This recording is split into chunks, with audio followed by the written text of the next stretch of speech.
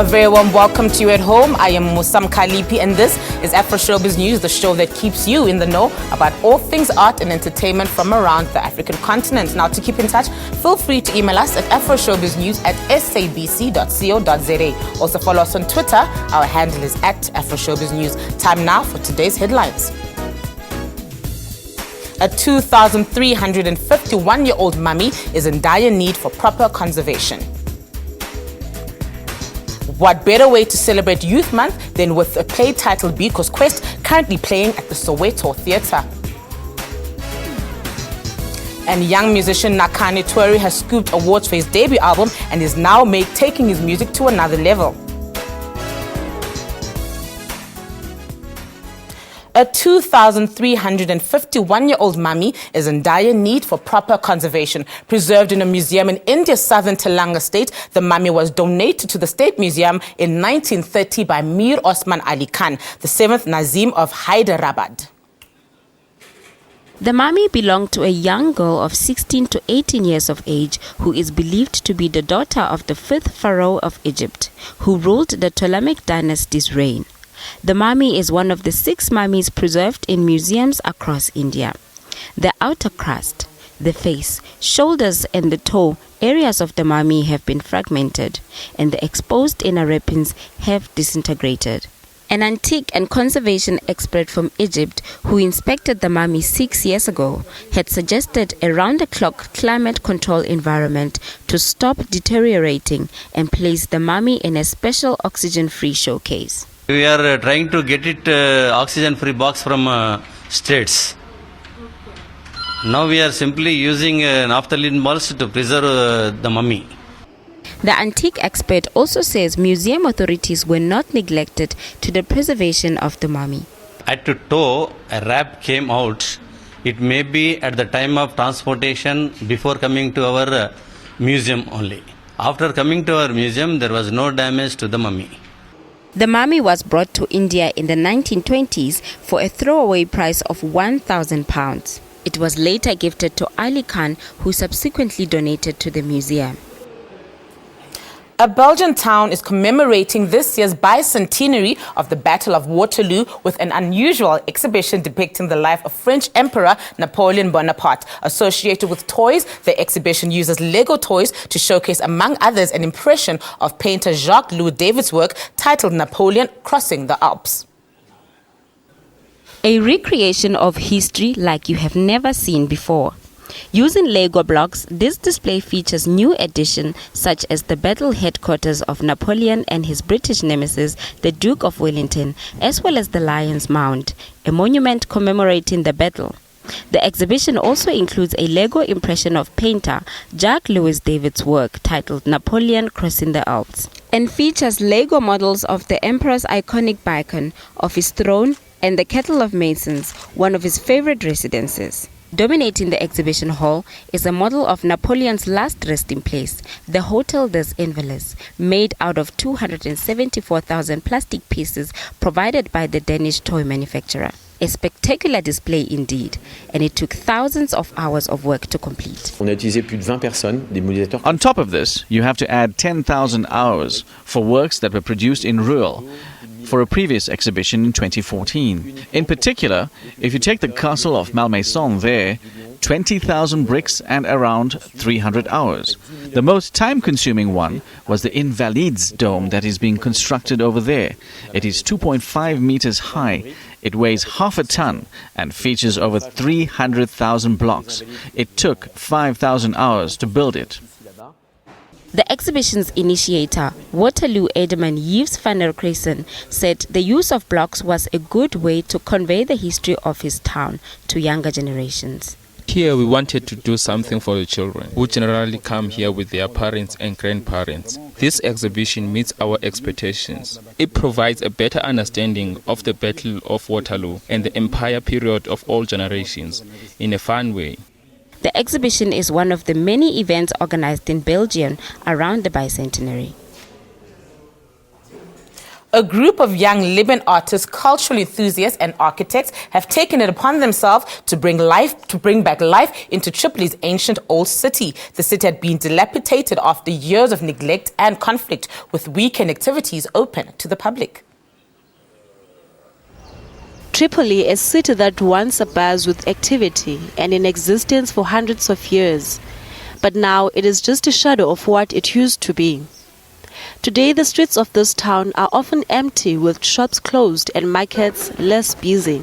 But there are artists who seek to remodel and renovate the old city's walls and buildings, which had started to fall through an initiative titled the Campaign to Save the Old City. It is an initiative that is carried out by volunteer members who have been holding a series of events since 2013. We called them to the city to express the problems facing the old city through their art. Al-Busef said the goal of the event is to allow the artists to convey their views to the state as a message through paintings. All these events are aimed at reviving the ancient quarters and educating residents about its rich history. One of the campaign's recent events brought together a group of artists in the courtyard of the old British Embassy building to reflect their artistic views of the old city. Libyan artist Tanim Jalal was among at least 6 other artists that participated in the event. My sketch is of the old city and the famous Marcus Aurelius Ark and the old mosque. It reflects the city's rich history. We are trying to show the history of Libya, how the Romans passed through here, Islam's history and Libya's natural beauty such as forests. This is Libya's history lumped into one sketch.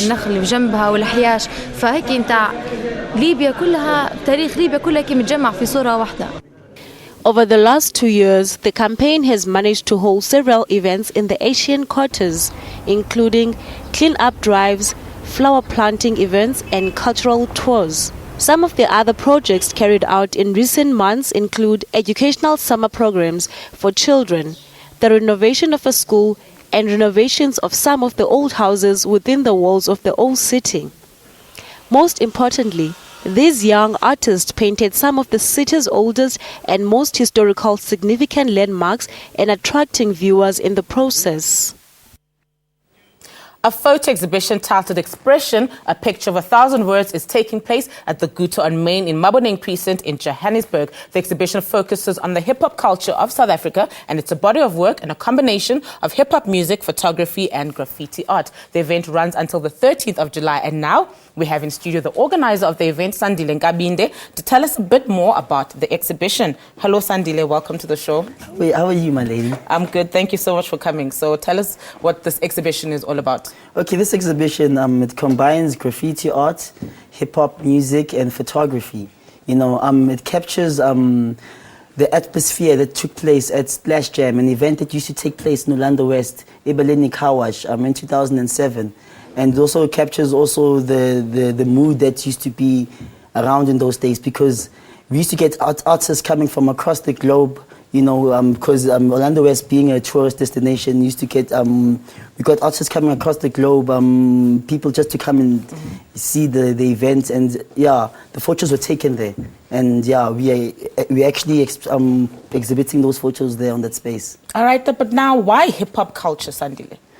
Hip-hop culture is a culture of cultures, you know. It's actually, it unifies cultures. Basically, you can be a person from Nigeria, you can come from Malawi, you can come from Germany, you can come from Japan, but you always relate with the hip-hop sound, because hip-hop is, the hip-hop sound is, the hip-hop culture is very unifying, you see.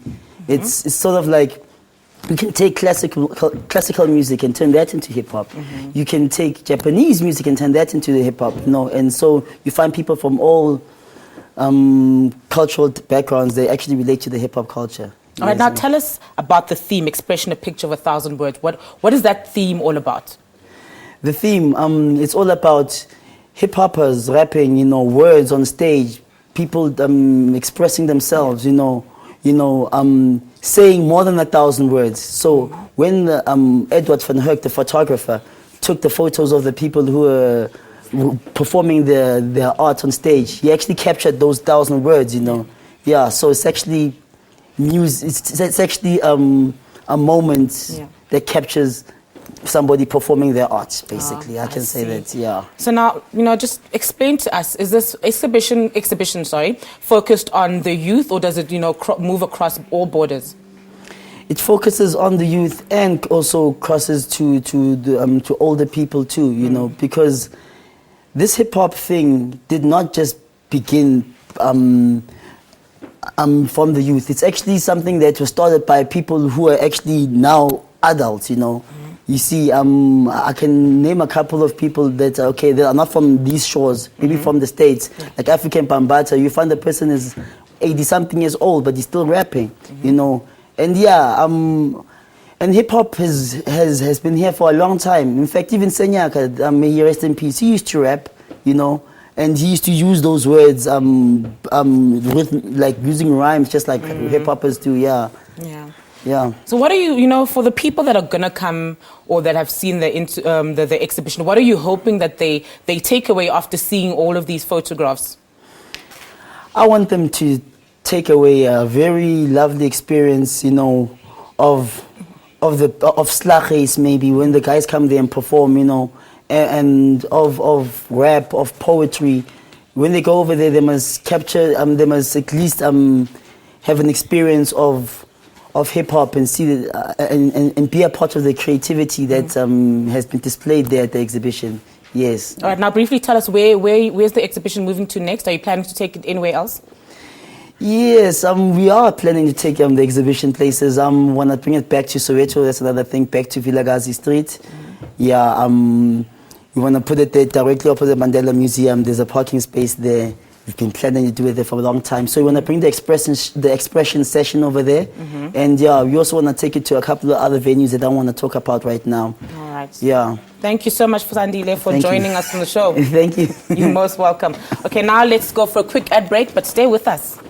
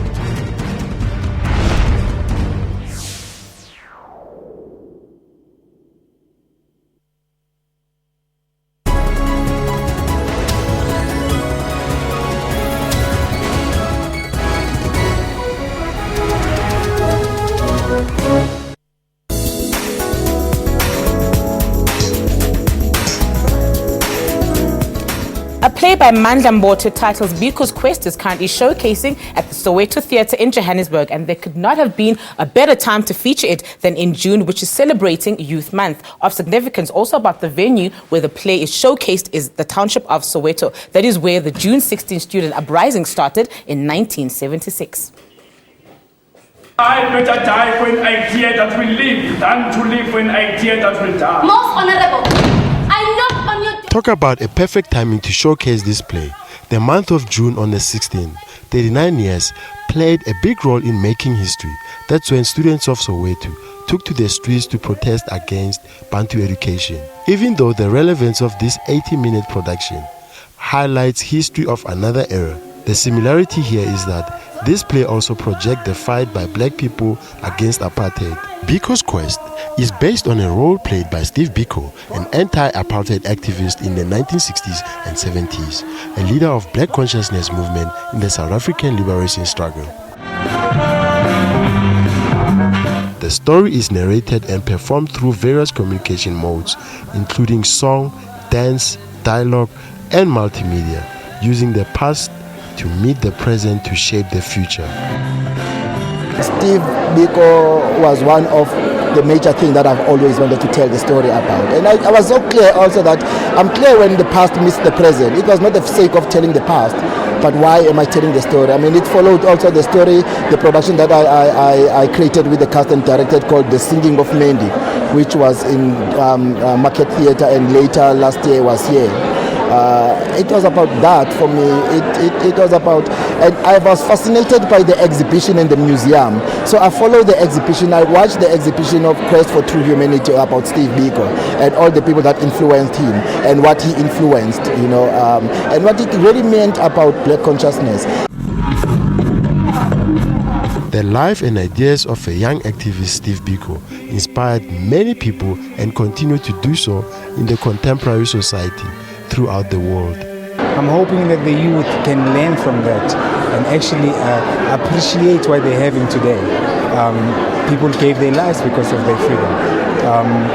And also we need to teach our youth of what happened, because what I'm realizing is that our youth don't know the history. Because of that, he was assaulted by the police. 1976. His ideas and writings on black consciousness empowered people with a new sense of self-worth, self-motivation, and an attitude of activism, and gave rise to the student uprising in 1976. What has been done for us to be where we are? As a thought builder, it's a thought builder.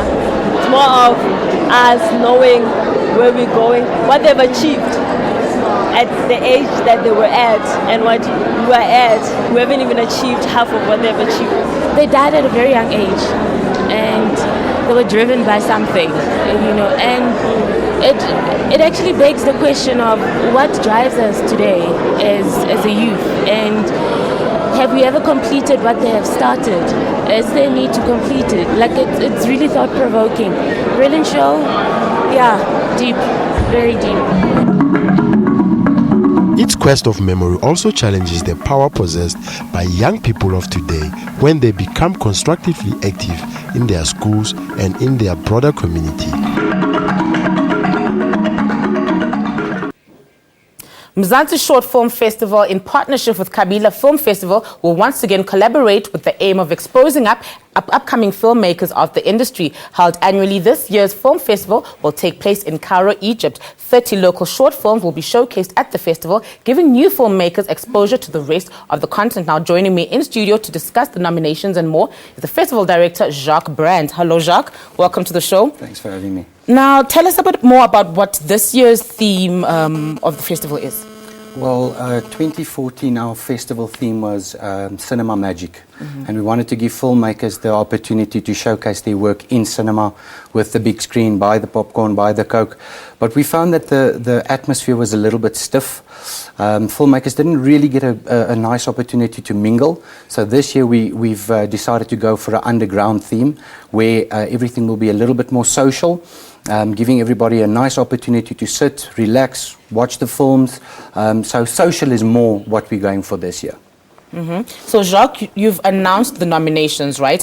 What was the criteria for when picking the nominated people? Look, we have received over 800 submissions this year, so we've more than quadrupled since we started last year. But local films do get preference because we're a local film festival. That's the whole idea of the film festival. Criteria is that your film must have been made within the last 18 months. We obviously don't want to show too old content. And then we basically submit all of that films to an online channel that we've got, and all our judges then look at the films, and we basically narrow it down to the ones that we choose for the festival itself. All right, now I see. Now, Jacques, what do you think makes this festival different from other film festivals? Well, everybody's got the same end result in terms of, let's just say that film festivals tend to celebrate the finished product. What we look at is the people behind the scenes. Our festival, we obviously have a best short film that will end up walking away with the title, best student film, things like that. But we literally give awards to the people behind the scenes as well. So you can win an award for best editor. It's people that make the end product, and that's the people we celebrate.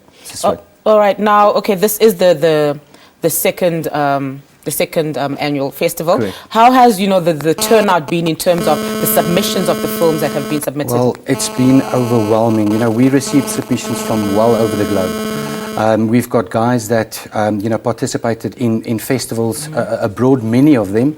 Our first year, I think we made just over 200. And like I said, this year we're looking at over 800 submissions. It's it's grown incredibly big. Mm-hmm. Now, Jacques, as the founder, what are some of the challenges that you faced when putting this festival together? Well, believe it or not, this festival is run by two individuals. It's just myself and my partner, Jared de Jong. We've got many challenges because it's a lot of work that we obviously get in terms of submissions and getting the content out to the judges in time. It's programs that we have to print. So the admin is actually quite a lot. We've managed to secure nice sponsors, sponsors that actually contribute well towards the festival. It's not a sponsor that just wants mileage. It's a sponsor that actually participates in the festival and gives something back to the filmmakers.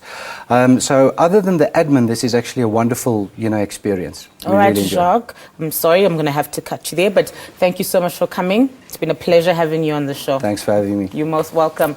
Now, you're still watching Afroshowbiz News. If you've missed any of our shows, be sure to catch them on our YouTube channel by searching for Afroshowbiz News. Time now for another ad break. Stay tuned.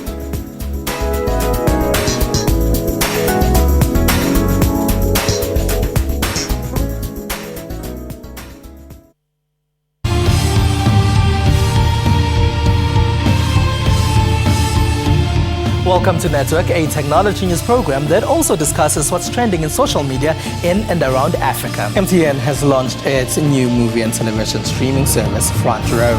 If it's trending, we will find it. That's Network with me, Spumelele Zondi, every Sunday at 7:30 p.m. only on the SABC News Channel.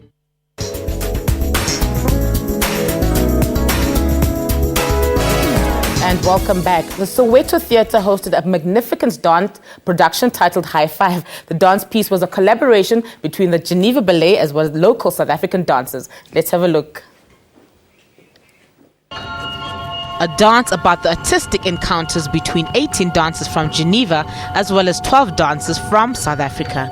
The Geneva Ballet collaborative project had a focus on choreography, which consisted of unique storylines.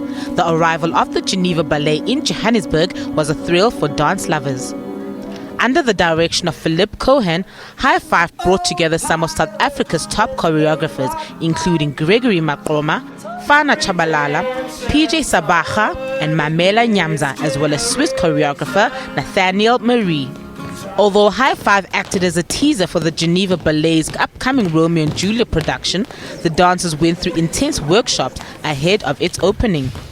Choreographer Mamela Nyamza had an interesting piece which fused contemporary dance with the more modern Bourgeois and Bantsula style. Although the dancers are all ballet trained, they showed their versatility by taking part in this piece. She spoke to us about her piece in the production. The piece was actually about the otherness. Them coming from Switzerland to South Africa.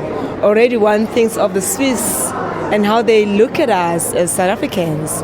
And I feel like we have a lot of interest in terms of relationships. We play with the ideas. I workshopped everything. I facilitated on how to come with a concept. And it was about measuring, about being the other, about being black and about being white, but not white South African, but white from Switzerland, which is actually even more exotic for them, like this blackness, So I use that. Each of the 5 pieces explores relationships and each work is about 12 minutes long. According to PJ, one of the choreographers, the pieces have no specific theme, adding that they are a mere conversation and gestures. PJ is the founding member and artistic director of the Forgotten Angle Theatre and has been the recipient of a number of awards. PJ spoke about what needs to be done to ensure that more people get involved with the art of dance. I think that there are a lot of people who embrace dance, but there are a lot more people that need to embrace dance. And the way I think to get people to embrace dance is for them to experience it, and not just as passive audience members, is to attend a dance class, to discover more about dance, about the craft, about the people that make the dance. High Five seeks to create artistic exchange through multicultural and choreographic dialogue. It also seeks to ensure a space where dancers are able to explore different genres of dance using only a small space.